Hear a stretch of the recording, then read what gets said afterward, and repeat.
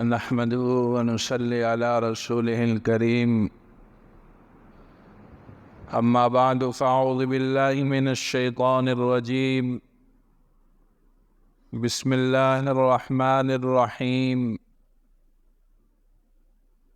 إن الأبرار لفي نعيم وإن الفجار لفي جحيم صدق اللہ مولانا العظیم۔ میرے محترم بزرگوں اور دوستوں، عزیز ساتھیوں، اللہ تعالیٰ نے انسان کو پیدا فرمایا اور پھر ان کو صحیح راستے پر چلنے کے لیے حضرات انبیاء علیہ السلام کا سلسلہ جاری و ساری فرمایا۔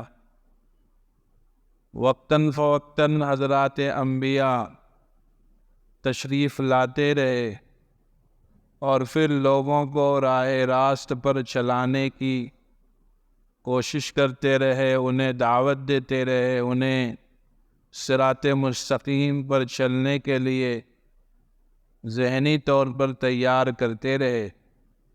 یہ سلسلہ یوں ہی جاری و ساری رہا۔ آخر میں ہم سب کے محبوب نبی آقا صلی اللہ علیہ وسلم تشریف لے آئے اور لوگوں کے درمیان میں رہ کر لوگوں کو اللہ تک پہنچانے کی کوشش میں لگے رہے، لوگوں کو دعوت دیتے رہے، عملی طور پر بھی دعوت دیتے رہے، قولی طور پر بھی دعوت دیتے رہے۔ عملی دعوت یہ تھی کہ ان کے درمیان میں رہ کر لوگوں کو اعمال کر کے دین کی طرف بلاتے رہے۔ قولی دعوت یہ ہوئی کہ لوگوں کو اللہ کی طرف بلاتے رہے، زبان سے کہتے رہے، اقوال آپ صلی اللہ علیہ وسلم کی حضرات صحابہ میں بیان کیے جاتے رہے۔ جو حاضرین مجلس ہوتے تھے انہیں آقا صلی اللہ علیہ وسلم فرماتے کہ تم میں جو غائب ہے ان تک یہ بات پھر پہنچاؤ، جو غائبین ہے تم میں سے، یہ حاضرین کا کام ہے کہ غائبین تک یہ بات میری پہنچائیں، ان تک یہ تعلیم پہنچے، ان تک یہ پیغام پہنچے۔ آقا صلی اللہ علیہ وسلم نے ایک پورا منظم نظام بنایا، لوگوں کو دعوت دی، لوگوں کو قرآن کی طرف بلایا، لوگوں کو شریعت کی طرف بلایا، لوگوں کو اللہ کی طرف بلایا۔ چنانچہ لوگ جڑے بھی، لوگ بڑھے بھی، لوگ چلے بھی، لوگ آئے بھی، اور پھر آقا صلی اللہ علیہ وسلم کی ایک ایک باتوں پر حضرات صحابہ نے عمل کیا، حتیٰ کہ اپنے مالوں کا نذرانہ دینا ہوا، مالوں کو قربان کیا، جانوں کی ضرورت پڑی، جانوں کو قربان کیا، اپنی خواہشات کو چھوڑا، اپنی من چاہی زندگی چھوڑی، اپنی طبیعت کے موافق جو باتیں ان کو اچھی لگتی تھی ان سب کو چھوڑا، اپنی رائے کو رسول اللہ صلی اللہ علیہ وسلم کی رائے پر چھوڑ دیا، فنا کر دیا، آپ کی ہر بات کو اپنی زندگی میں داخل فرمائے۔ باتیں کہنے میں بڑی آسان سی لگتی ہے، ہمیں تو تھوڑی سی اپنی رائے بدلنی ہوتی تو کتنی مشقتیں اٹھانی پڑتی، تھوڑا سے ہمیں اپنے ارد گرد کے ماحول کے خلاف جا کر عمل کرنا ہوتا ہے تو کتنی زیادہ ہماری طبیعت پر بوجھ پڑ جاتا ہے۔ آج دیکھیں، آپ گھروں کا حال دیکھیں، اپنی سوسائٹی دیکھیں، اپنا سماج دیکھیں، اپنی زندگی دیکھیں، اپنا گھر دیکھیں، ایک چھوٹی سی بات بچوں کو سمجھانے میں ہم سب کی جو ہے طبیعت بگڑ جاتی ہے، حتیٰ کہ بچے سمجھنے کو تیار نہیں ہو پاتے ہیں۔ بچوں کو چھوڑیے، گھر کے لوگوں کو چھوڑیے، اپنے کو بات سمجھانی ہوتی ہے، ہم اپنے کو بات نہیں سمجھا پاتے۔ یعنی ایک چیز شریعت کی ہم تک آتی اور وہ ہمارے نفس سے جب ٹکراتی ہے تو ہم اپنے نفس کی بات مان لیتے ہیں، شریعت کی بات کو چھوڑ دیتے ہیں۔ بگاڑ جو آیا بھائی یوں ہی بگاڑ نہیں آیا، ایک دن میں بگاڑ نہیں آیا، ہم چلتے رہے اس راستے پر جو کھڈے میں جا رہا تھا، جو کھڈ کھائی کی طرف جا رہا تھا، جو نشیب کی طرف جا رہا تھا، جو تکلیف کی طرف لے جا رہا تھا، اور یہ تمنائیں کرتے رہے کہ نہیں، حال احوال درست ہوں گے، اچھی منزل آئے گی، جنت تک ہم پہنچ جائیں گے، ہم اچھے لوگوں میں شامل ہو جائیں گے، ہمارے حالات صحیح ہو جائیں گے۔ نہیں، یہ کیسے ہو سکتا ہے؟ ہم اپنی دکان کا حساب نہ کریں، دکان کو یوں ہی چلاتے رہے بے اصولی سے، اور تمنا یہ کرے کہ ہماری دکان، ہماری تجارت، ہماری فرم، ہماری کمپنی ترقی کرے گی۔ کیسے کر سکتی ہے جب وہ اپنے پیٹرن سے ہٹ کر، اپنے نظام سے ہٹ کر نظام آپ کا چلے گا تو وہاں ترقی نہیں ہو سکتی ہے۔ ایسے ہی ہم صراط مستقیم سے ہٹ کر کے، صحیح راستے سے ہٹ کر کے اگر یہ چاہیں کہ ہم منزل مقصود تک پہنچ جائیں گے تو یہ ناممکن سی بات۔ ہم یہ سوچیں کہ یہودیوں کے پیچھے چل کر، نصرانیوں کے پیچھے چل کر، مجوس کے پیچھے چل کر، دوسری لوگوں کے پیچھے چل کر منزل تک پہنچ جائیں گے تو یہ ناممکن سی بات ہے۔ یہ کیسے ہو سکتا ہے؟ اللہ نے قرآن میں جو میں نے آیت تلاوت کی، فرمایا ابرار تو صحیح جگہ پہ پہنچیں گے، ان الابرار لفی نعیم، ابرار نعمتوں میں ہوں گے، اس لیے کہ ابرار نعمتوں کے جو طریق ہیں اس پر چلنے والے ہیں، اور فجار اپنی بدعملیوں کی وجہ سے، اللہ کی نافرمانی کی وجہ سے، رسول اللہ صلی اللہ علیہ وسلم کے سنتوں کو چھوڑنے کی وجہ سے، وَإِنَّ الْفُجَّارَ لَفِي جَحِيمٍ، فجار اپنے قدموں سے چل کر گڈھے میں گرنے والے ہیں، اپنے پیر سے چل کر خود گڈھے میں گرنے والے۔ اور ابرار جو ہے، ابرار کون لوگ ہیں؟ ابرار وہ لوگ ہیں جو شریعت پر چلنے والے ہیں، چاہے وہ عمل گھر کا ہو، تجارت ہو، زراعت ہو، ملازمت ہو، سماج ہو، کلچر، معاشرہ ہو، خارجی کام ہو اور داخلی کام ہو، ہر چیز میں شریعت کو فالو کر۔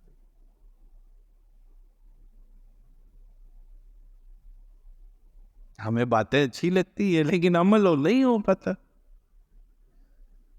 شادی بیاہ لے لیں، عوام کو تو چھوڑ دیجیے، خواص کے گھروں میں شادی کے مواقع پر جتنا زیادہ نیا کام ہوتا ہے اتنا عوام کے بھی یہاں نہیں ہو پاتا۔ مہندی کی رسم، ہلدی کی رسم، فلاں رسم، پتہ نہیں کیا کیا رسم چلتی، ہفتوں پیسہ برباد کیا جاتا ہے۔ شریعت میں تو نہیں ہے ایسی شادی۔ خوشی کے سے لے کر غمی تک، خوشی میں آپ کہہ کہ خوش بہت ہوتے ہیں اس لیے ہو جاتا ہے، غم میں کیوں ہو جاتا ہے بھائی؟ آج کل آپ دیکھیں، انتقال ہو گیا، 24 گھنٹے تک لوگ رکھے رہتے ہیں، وہ فلاں بھائی لندن سے آ رہا ہے، فلاں بیٹی ممبئی سے آ رہی ہے، فلاں بیٹا دبئی سے آ رہا ہے، اور بھائی یہ کون سا عمل ہے؟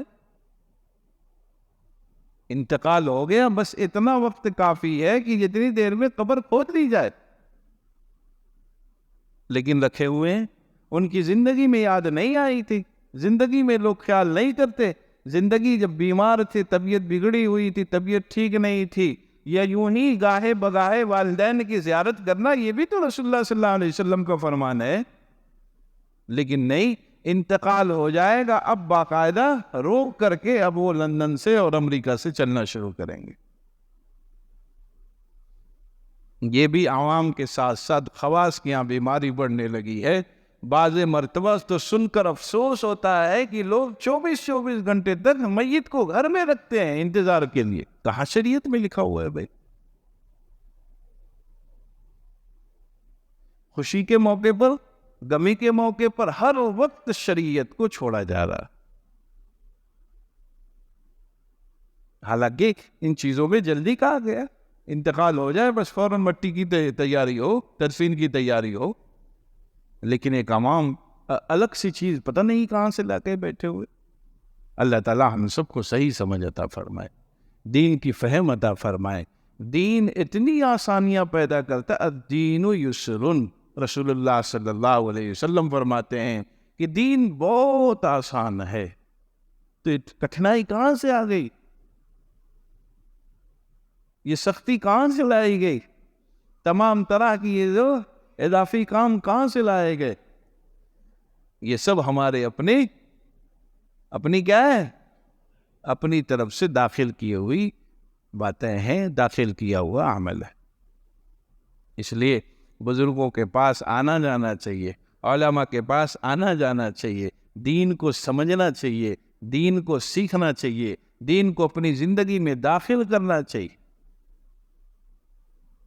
لیکن یہ جذبہ رفتہ رفتہ سرد پڑ رہا، نوجوان بھی اور ذمہ دار بھی سب لوگ دین پر عمل وقتاً فوقتاً، طبیعت کو جب بھاتی ہے باتیں تب کر لی جاتی، طبیعت کو جب دین کی باتیں بھاتی ہیں تو اس پر عمل کر لیا جاتا ہے، ورنہ ارادہ عامی طور پر یہ ہوتا ہے کہ نہیں یہ چیز بعد میں کر لی جائے گی، یہ کام دوسرے موقع پر کر لیا جائے گا۔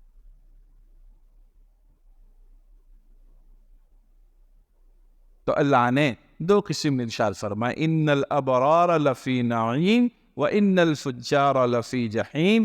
ابرار لوگ صراط مستقیم پر چل کر اللہ کے فضل سے جنت تک پہنچ جائیں گے، اور فجار لوگ اپنی بدعمالیوں کی وجہ سے، اپنی بدماشیوں کی وجہ سے، اپنی بدکرداریوں کی وجہ سے اپنے پیروں سے چل کر جہنم تک جانے والے بنے۔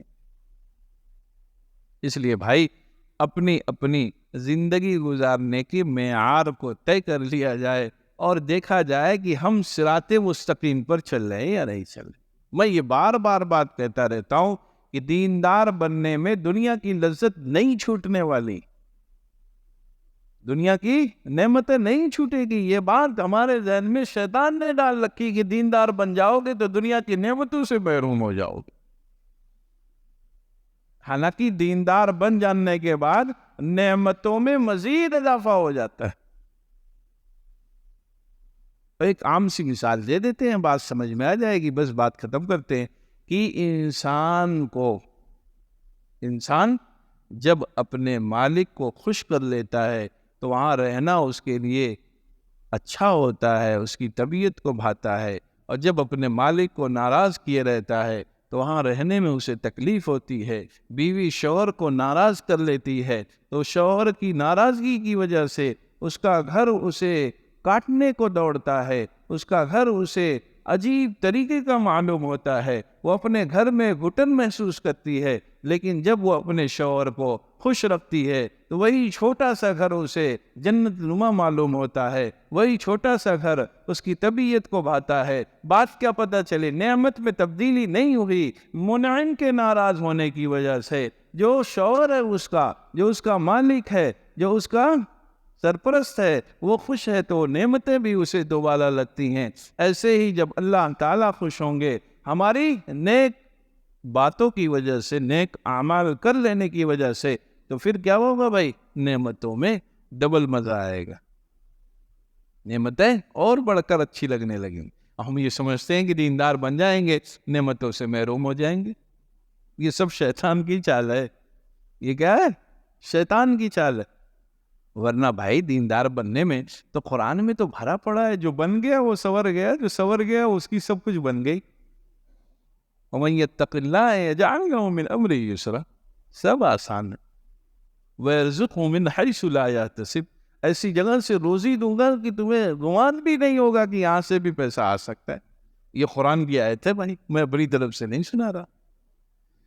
تو دیندار بن جانے کی وجہ سے دنیا میں بھی آرام ہے اور کل آخرت میں بھی آرام ہے، اور تمام طرح کے وعدے جو اللہ تعالیٰ نے فرمائے ہیں قرآن میں آپ پڑھیں تو یوں ہی دل کہتا ہے کہ اللہ کے حکم کے مطابق چلنے کی کوشش کریں، اور چلتے چلتے کبھی گر بھی گئے تو جیسے آپ کا بچہ آپ کے سامنے چلتا چلتا گرتا ہے تو بابا کو بڑا پیار آتا ہے، ایسے ہی اگر ہم چلتے چلتے صراط مستقیم پر چلتے چلتے اگر ہم سے کبھی چوک ہو گئی، کبھی ہم گر گئے، کبھی ہم ادھر ادھر ہو گئے، تو پھر اللہ تعالیٰ ہی توبہ کی توفیق عنایت فرمائیں گے۔ توبہ کی توفیق بھی اللہ ہی کی طرف سے، ورنہ بہت سے لوگ گناہوں پہ جری بھی تو رہتے ہیں، گناہ کرتے ہیں اور گناہوں پر لگے رہتے ہیں۔ بہت سے بندے ایسے بھی گناہ ہوتے ہی ان کی طبیعت بگڑنے لگتی، تو یہ کس نے دولت دی ہے؟ یہ مالک نے دی ہے کہ اسے ان بندوں پر اس مالک کو پیار آتا ہے. جیسے ابا کو اپنے ماں دیکھتی ہے، بچے کو بڑھاتی ہے چلتا ہے، لیکن جب بچہ گرتا ہے دوڑ کر اس کو اٹھا کے گلے سے لگاتی. ایسے ہی ہم صراط مستقیم پر چلتے چلتے اگر گر گئے، اگر چھوٹ گیا ہم سے راستہ، طریق سے اگر تھوڑا سے بھی ہٹیں گے تو اللہ تعالیٰ خود اپنی طرف متوجہ فرما لیں گے، توبہ کی توفیق عنایت فرما دیں گے اور پھر صحیح راستے پر لگائے دیں. کیا فرماتے ہیں؟ مگر جو بندے تائب ہو گئے، ابھی قاری صاحب نے تلاوت کی، اس میں کیا فرماتے ہیں اللہ تعالیٰ؟ جو بندے تائب ہو گئے، ثم لم یتوبوا، توبہ اگر نہیں کیا، اور جو تائب الا من تاب وآمن وعمل عملا صالحا، مگر وہ بندے جو تائب ہو گئے تو پھر ہم نے ان کو کیا کرتے ہیں؟ نعمتوں سے نوازے دیتے ہیں، نعمتوں سے نوازے دیتے ہیں. اور اللہ تعالیٰ بندوں پر بے انتہا کیا ہے؟ رحم کرنے والا ہے، بندوں پر بہت شفقت کا معاملہ فرمانے والے ہیں. فرماتے ہیں کہ ہم تمہارے گناہوں کو معاف کیے دیتے ہیں. اور کیسے کیسے لوگوں کو دیکھو بھائی، اللہ تعالیٰ اگر بندوں سے پیار نہ کرتے تو کیسے کیسے فساق و فجار کو کھلاتے پلاتے رہتے. کیسے ہم ہی ہیں، ہم لوگ بیٹھے ہوئے صبح سے شام تک نافرمانیاں ہے، پھر بھی کھلا رہے، پھر بھی پورا نظام چل رہا، ہاتھ پیر صحیح چل رہے، پاٹ پرزے صحیح چل رہے، نافرمانی تو ہو رہی. بعض دوست احباب سیدھے سادے ہوتے ہیں، کہتے ہیں پتہ نہیں کون سی غلطی ہو گئی، پتہ نہیں کیا وجہ ہو گئی کہ ہر دم پکڑ میں ہے، ہر دم گرفت میں. ارے بھائی پتہ نہیں ہر دم غلطیوں میں ہے، پتہ نہیں ہر وقت کیا ہے؟ ہم نافرمانیوں میں ہیں. اس لیے کہ ہم اپنے صبح سے شام کے معمول کو اگر جائزہ لیں گے تو بات پتہ چل جائے گی. بات کیا ہے؟ پتہ چل جائے گی. جو نیک و صالح بندے ہوتے ہیں، دیکھیے گا جا کے جب قریب سے، تب پتہ چلے گا کتنا وہ ہر وقت چاک چوبند رہتے ہیں، کہیں غلطی نہ ہو جائے، چلنے میں غلطی نہ ہو جائے، اٹھنے میں غلطی نہ ہو جائے، بولنے میں غلطی نہ ہو جائے، ملنے میں غلطی نہ ہو جائے.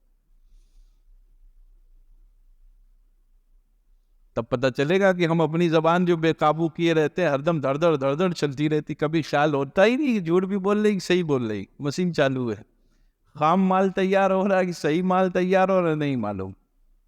تو ایسی فرم چلے گی بھائی، جو مشین بھی چلے اور مشین سے نکلنے والا کیا ہے؟ جو پروڈکٹ ہے اس کی نگرانی بھی کرے، تب وہ فرم کامیاب ہوگی. زبان چل رہی ہے، صحیح چل رہی، غلط چل رہی نہیں معلوم، بولے جا رہے ہو، جھوٹ صحیح غیبت ادھر کی ادھر بات چل رہی صبح شام. تو بس بات ختم. دو چیز اللہ نے یہاں شر فرمائی کہ ابرار اور فجار. ابرار لوگ اللہ کی جو حکم کے مطابق زندگی گزار کر کے اللہ کے فضل سے، دونوں بات سمجھ لیجئے گا. اگر یہ کہیں خیال آیا کہ نہیں ہم نے تو بڑی تلاوت کر لی، بڑی عبادت کر لی، بس سمجھ لیجیے فرمایا کہ جو ہے حضرت تھانوی رحمۃ اللہ لکھا کہ اللہ تعالیٰ سے جب دعا مانگو تو اللہ سے کیا مانگو؟ ان کا فضل مانگو، عدل نہ مانگنا. کہیں کاٹا لگ گیا تو مائنس ہی رہے گا. کیا فرماتے ہیں حضرت والا تھانوی رحمۃ اللہ علیہ؟ فرماتے ہیں کہ دعا مانگو تو اللہ سے دعا مانگو کہ اللہ تعالیٰ فضل کا معاملہ فرما دیجیے، اور کہیں اگر عدل ہو گیا یعنی ترازو لگ گیا تب تو گئی گاڑی، فائل چیک ہوئی کہ نہیں پھنسی، بس مانگتے رہے گی اللہ تعالیٰ ہم بڑے گناہ گار بندے آپ کے ہیں، اے رب کریم بلا استحقاق کے محض اپنے فضل سے اپنے نیک بندوں میں شامل فرما کر کے اپنی جنت میں ہمیں جگہ نصیب فرما دی. کوئی کمال نہ دیکھیے اپنا، یہ نہ بتائیے گا بڑا مال صدقہ کر کے آئے، یہ نہ سوچیے گا کہ نہیں تلاوت بہت کر کے آئے، یہ نہ سوچیں ہم کہ جو ہے بڑی تقریر کر کے آئے. نہیں بھائی، کچھ بھی کام نہیں آنے والا ہے. ایک واقعہ لکھا ہوا ہے فضائل اعمال میں اور دیگر جگہوں پہ، کئی جگہ نقل ہے، اسرائیلی واقعہ پرانے زمانے کا. ایک عابد تھا، بڑی عبادت اس وقت کرتا تھا، جنگل میں جا کر کے وہیں عبادت کرتا تھا، ہر وقت تلاوت عبادت سجدہ رکوع اسی میں لگا رہا. اللہ کی پیشی ہوئی، پوچھا ہاں چلو تمہیں جنت دی جاتی ہے ہمارے فضل سے. تو اس کو خیال آ گیا اس میں کہاں فضل، میں تو کچھ کیا ہی نہیں دنیا میں نے کیا کیا؟ کچھ کیا ہی نہیں. میں تو خالی پڑھتا رہا، تلاوت کرتا رہا، سوتا رہا۔ تو اللہ تعالیٰ نے پھر داروغہ جہنم کو بلایا کہ تھوڑا ان کو دوسری طرف صرف زیارت کرا کے لے آئیے۔ کیا فرمایا؟ تھوڑا سا ادھر سے گزارتے ہوئے لے آئیے گا۔ لے گئے، ساتھ مل جائے، تھوڑا آپ گھوم آئیے۔ آپ جیسے ہم لوگ ہیں یہاں، بہت اچھا ہے، جو بھٹی والا کام ہوتا ہے جہاں پر جو خوب آگ جلتی ہے، وہاں جانے سے کیسی کیفیت ہوتی، پسینہ وسینہ نکلنا شروع ہوتا ہے، نہیں ہوتا؟ پسینہ ہونے لگے گا، پھر وہاں کی جو ہے وہ ٹمپریچر کی وجہ سے پیاس بھی لگے گی۔ اور جہنم تو بہت آگے والی چیز ہے۔ جہنم کیا ہے؟ دنیا کی آگ 70 مرتبہ بجھا کر کے جہنم کی آگ دنیا میں بھیجی گئی۔ اب وہ تھوڑی دیر چلے ہوں گے، وہاں پہ جاتے ہی کہا تھوڑا سا ہلکا سے ٹھنڈا پانی لگے گا۔ کیا کہا؟ تھوڑا سے پانی لگے۔ فرمایا یہ جو ہے یہاں تو بس کرنسی لگتی ہے، فری کا کچھ نہیں ہے۔ وہ تو دنیا میں تھا جہاں چائے پائپ لگایا، در در در پانی نکل رہا تھا، وہ یہاں پیسہ لگ رہا ہے۔ اچھا کیا لگ رہا ہے؟ کہاں یہاں نیکی لگے گی؟ کہنا ایک گلاس پانی لے، بہت سوکھ رہا ہے، گلا ایک دم کاٹا ہوا جا رہا ہے۔ کیا ہے؟ بہت مہنگا ہے یہاں پر سب۔ کیا ہے؟ فلائٹ جو لوگ چلتے ہیں، جو چائے یہاں 5 روپے کی پیتے ہیں، وہاں کتنے 100 گنا زیادہ، 150 روپیہ 250 کتنے کی چائے ملتی۔ اور ایسے ہی پھر ہوٹل وغیرہ جیسے بڑھتے جاتے، 3 اسٹار 5 اسٹار پتہ نہیں کیا کیا، وہاں کیسے چائے بڑھتی چلی نہیں جاتی۔ تو فرشتے نے کہا کہ یہاں جو ہے نیکیاں لگیں گی۔ کہا کتنی نیکی؟ کہا بہت غالی ہے، بڑا مہنگا ہے یہاں سب سامان۔ تو کہا کتنی؟ کہا کہ جو ہے بہت مہنگی۔ کہا اپنی زندگی کی آدھی عمر کی جو ہے عبادت دیجیے گا، تب آدھا گلاس پانی کہیں مل سکتا ہے تھوڑا سا۔ انہوں نے کہا لے آدھا لیجیے، فوراً پانی پلائی۔ آدھے گلاس میں، ایک گلاس میں آدھی دے دی عبادت پوری زندگی کی۔ آگے بڑھے، جب واپس تھوڑا سا اور گھومتے گھومتے کنارے لگے، پھر پیاس لگے، پھر پوچھا رہے بھائی پانی پلائے دیجیے۔ کہا قیمت تو معلوم ہی ہے آپ کو، لے چکے ہیں۔ کہاں؟ آدھی اور لیجیے، گلاس اور دی۔ اب جب دربار میں حاضری ہوئی، پوچھا دیکھا ہے؟ فوراً گر گئے کہ اللہ تعالیٰ آپ کا فضل ہوگا تبھی جنت میں جا سکتے۔ یہاں کتنے گلاس پانی مارے جا رہے، گلاس پہ گلاس۔ اور بقرعید ابھی گزری ہے، کتنے ہم نے اچھے اچھے کھانے کھائے۔ بھائی پانی پینے کا صرف پوری زندگی کا وہ عبادت لگی ہے، پانی نکالنے کا اگر چارج ہوتا تب کیا ہوتا؟ اگر کہتے کہ پانی نکلنے کا بھی چارج، کھانا کھانے کا بھی چارج، کھانے کی جو پچانے کی مشین ہے اس کا الگ چارج۔ آپ دیکھیں ڈائلیسس جب ہوتی ہے نا، ڈائلیسس والا کتنا چارج لیتا ہے، کتنا پیسہ لیتا ہے، کتنی تکلیف ہوتی ہے، اور اتنی طبیعت بگڑتی، کمزوری کتنی آتی ہے، کئی گھنٹے مشین میں جا کے سونا پڑتا ہے۔ وہ کیا ہے؟ خون میں صفائی ہوتی ہے، پانی کی آمیزش ہوتی ہے، وہی تو ہوتا ہے۔ اور ہم لوگوں کی روزانہ چلتے پھرتے ڈائلیسس ہو رہی۔ بھائی وہ نظام اللہ نے ہمارے آپ کے اندر رکھا، وہ چل رہا تھا، وہی کمزور پڑا تو ڈائلیسس شروع ہوئی۔ تو اس کے لیے آپ کو ایک دن جا کے لیٹنا پڑتا ہے، طبیعت پہ کیسی جو ہے گرانی لینی پڑتی ہے، پیسہ الگ سے دینا پڑتا ہے، پھر 1-2 دن اور تکلیف میں گزارنا پڑتا ہے۔ جب تک تھوڑا سنبھلتے ہیں تب تک پھر ڈاکٹر کہتا تیسرے دن پھر آئیے گا، پانی نکالنا پڑے گا۔ ہم لوگ چل پھر رہے ہیں، دوڑ بھگ رہے ہیں، نہ لیٹنا پڑ رہا ہے، نہ بی پی بڑھ رہی ہے، نہ بی پی گھٹ رہی ہے، اور فلٹر مشین چالو ہے نہیں اللہ کی نعمت۔ اس لیے حضرت تھانوی رحمۃ اللہ نے کیا لکھا؟ جب دعا مانگو تو اللہ سے اس کا فضل مانگو، عدل نہ مانگنا۔ اتنے پاٹ پرزے لگے، اتنے قیمتی مشینری لگی ہے، اور اس کا بدل کچھ نہیں آ رہا ہے، اس لیے فضل مانگا جائے۔ اللہم صلی علی سیدنا مولانا محمد عبدہ ورسولہ۔ ربنا ظلمنا انفسنا وان لم تغفر لنا وترحمنا لنکونن من الخاسرین۔ اے اللہ معاذ اپنے فضل و کرم سے ہم میں سے ہر ایک کے قصوروں کو، گناہوں کو معاف فرما، ہم میں سے ہر ایک کو اپنا قوی صحیح تعلق عطا فرما۔ اے اللہ ہم سب کو اپنے نیک و صالح بندوں میں شامل فرما، رسول اللہ صلی اللہ علیہ وسلم کی سنتوں کا استحضاب نصیب فرما۔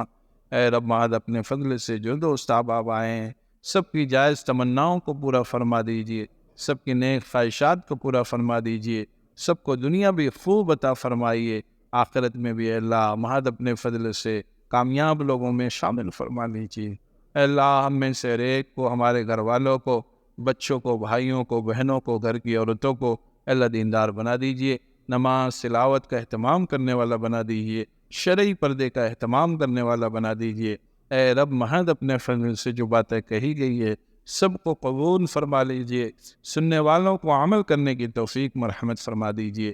ربنا تقبل منا انک انت السمیع العلیم۔ صلی اللہ تعالی علی خیر۔